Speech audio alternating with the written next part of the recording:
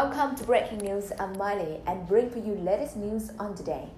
The 2018 midterm elections brought significant gains for Democrats, who retook the House of Representatives and snatched several governorships from the grip of Republicans.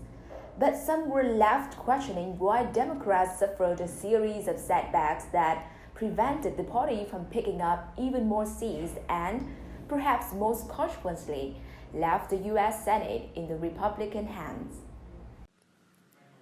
Among the most eye-catching was a statistic showing Democrats led Republicans by more than 12 million votes in Senate races, and yet still suffered losses on the night and failed to win a majority of seats in the chamber.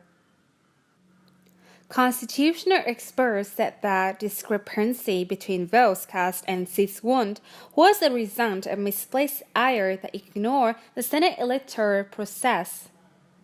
Because each state gets 2 senators, irrespective of population, states such as Wyoming have as many seats as California, despite the latter having more than 60 times the population.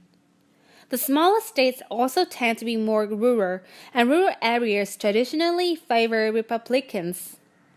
This year, because Democrats were defending more seats, including California, they received more overall votes for the Senate than Republicans, but that does not translate to more seats.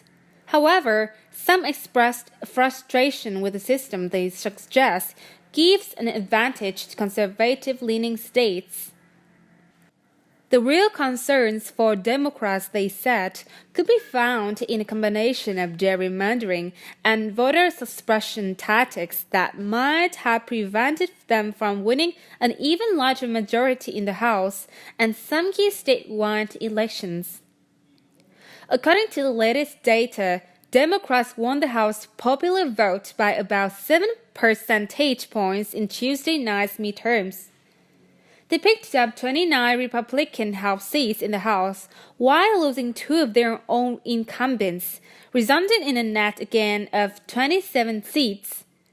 Republicans, meanwhile, won a larger majority in the Senate, picking up at least 2 seats as a handful of vulnerable Democrats faced defeat.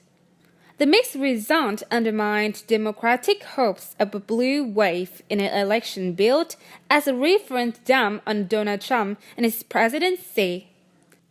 In 2010 midterms, by contrast, Republicans stormed into control of the House with a haul of 63 seats. But the latter was the result of partisan gerrymandering, which saw Republican-controlled state legislatures withdraw congressional districts to favor the party in what conservative architects dub as Red Map, short for the Redistricting Majority Project. It was for this very reason that Tuesday night's governor's contests were deemed by Democrats as equally, if not more, important.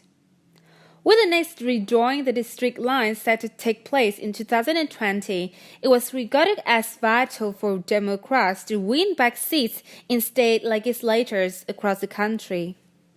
Democrats made gains in some must-win states, including Michigan, but fell short in other battlegrounds, such as Florida and Ohio.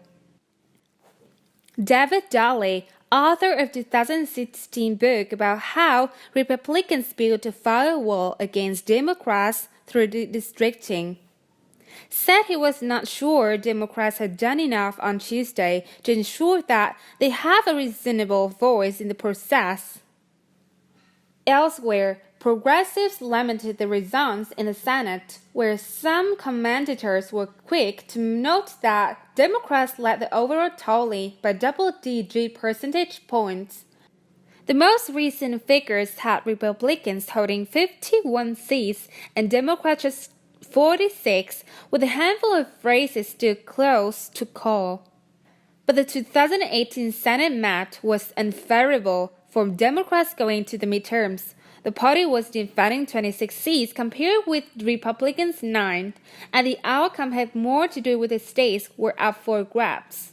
And this story appears in Breaking News. A newswoman unrelated tweets and turns around. How did Republicans win Senate?